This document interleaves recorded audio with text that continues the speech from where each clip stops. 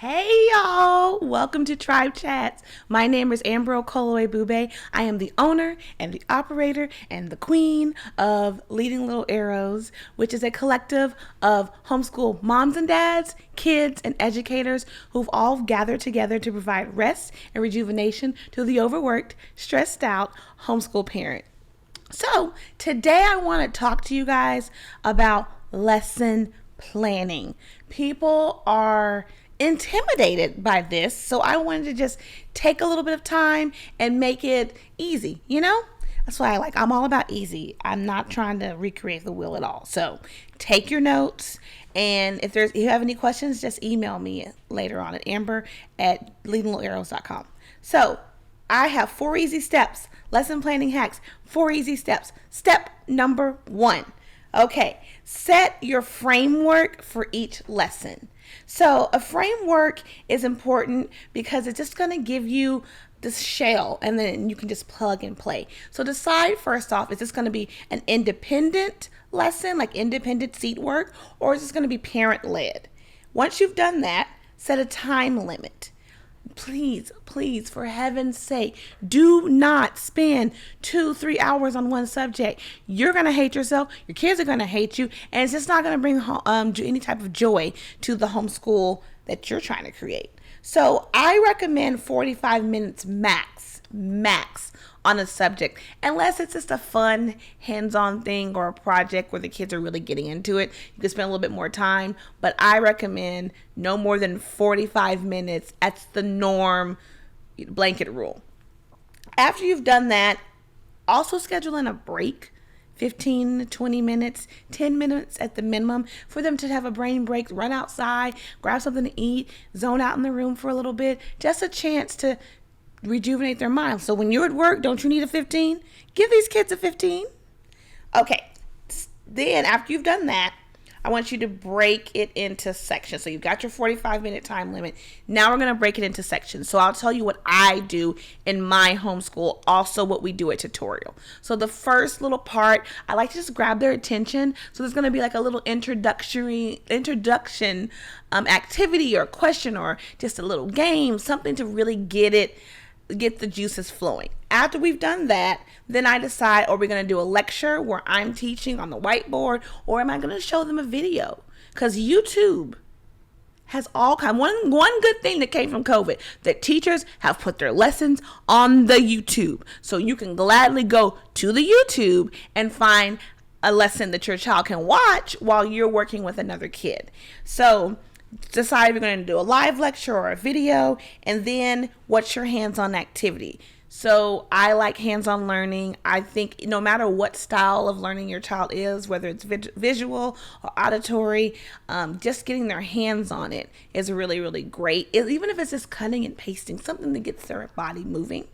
Then also, you can do hands-on activity, or you can do seat work. So seat work would just be a worksheet or just something that they have to do at their own desk. So after that, just rinse, lather, and repeat. Okay? You don't have to go and do something different. Just decide, again, just to recap, is this going to be a lecture? Is this going to be a video? What hands-on activity you're going to do? Is it a cut and paste thing? Is it a project? And then your seat work. Plug and play. Step numero dos. Decide what days you're going to teach each subject. So there is another option of loop scheduling, and it's really good for some kids who just want to get all of it done, but I'm not going to talk about loop scheduling today. I'm just going to talk about traditional block scheduling. So what days are you going to do each subject? If you have a little kid, maybe they're doing their subjects every day. You only do 3 subjects. Or if it's an older kid, sometimes they need a little bit more time to complete a subject or to digest it. So you could do math and science on Mondays and Wednesdays, do like a university model, and then maybe language arts and another subject on Tuesdays and Thursdays. And then maybe Friday's a free day or Friday's a catch-up day. That's what we do in our house. We kind of set aside one day a week just to catch up, just to breathe. And here's the bonus part. If we've caught up with everything, then it's just a free day. So decide how you want to have your homeschool, what days you're going to teach each subject. And here's a pro tip. Number 3 is a pro tip. Combine as many subjects as possible when you have multiple kids. So it is a lot easier to buy one curriculum for, let's say, history. And a lot of them, so I like a story of the world. If you go into their curriculum, they actually tell you how you can do this with littles, how you can do this with early, upper, elementary, and then also middle school and high schoolers. Just sit them all around, teach them the same thing, and then expand. It's a lot easier to have the one meat lesson and then have extensions depending on if the child is younger or older. A little kid can color while a big kid could be taking notes. It's a lot easier than trying to teach 4, 5, 12 kids, 12 different lessons. Hopefully, if you have 12 kids, then you've got this down pat. It's the same thing as packing lunches or anything else, right? So that's my pro tip. Combine as many subjects with your kids as possible. There are going to be some like language arts or math that you're just going to have to do it individually. But some of those science and all that you can combine. And then my last tip is use the force.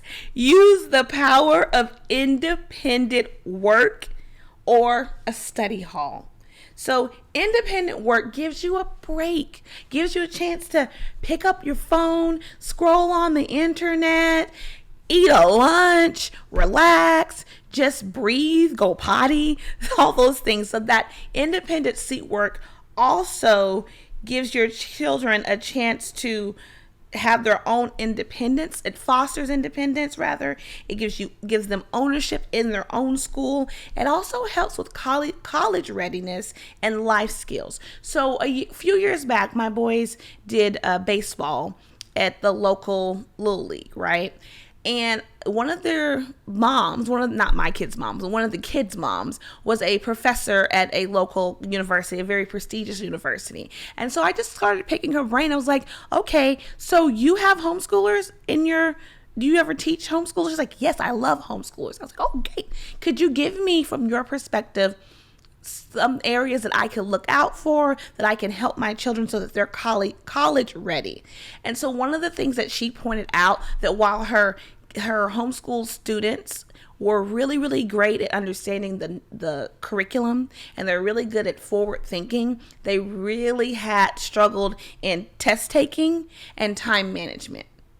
And I said, explain that. She's like, well, when there's a syllabus given or whenever there's a test, they kind of don't understand. And they said, and the kids have said, that it's hard for them because in their own homeschool, there were no time tests or there wasn't an expectation to be responsible for their own schoolwork. So I took that to heart and said, well, I need to start training my children to start taking ownership of their schoolwork, because if they decide to go to college, if they're in a profession that requires college education, then they're going to need to have that. Also, if they're going into the workplace, getting a trade, they're still going to have that, how do I take this job and make sure that I'm on schedule? If I'm a contractor, I got to make sure I'm on schedule, right? So I really took that to heart. And so one of the ways that you can make sure your child is ready is by making sure that they have some level of responsibility for their own schoolwork. And that can start off really early, like as early as 3 or 4. It doesn't have to be a big thing, but it's a little tiny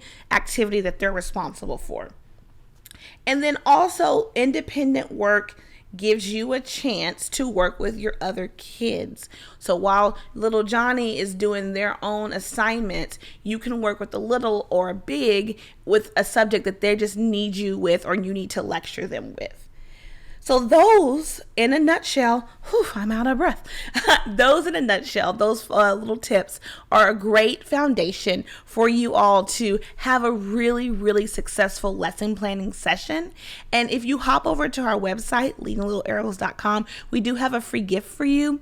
Remember earlier in the video where I said I have a framework that I like and I don't suggest people reinventing the wheel unnecessarily? Go on the website and get that free printable and tweak it however you want. Or if you're just starting out, use it, girl. It's okay. I didn't think of this on my own. So use my knowledge where I've bumped my head and take advantage of it. So until next time, I'll see you later. Bye.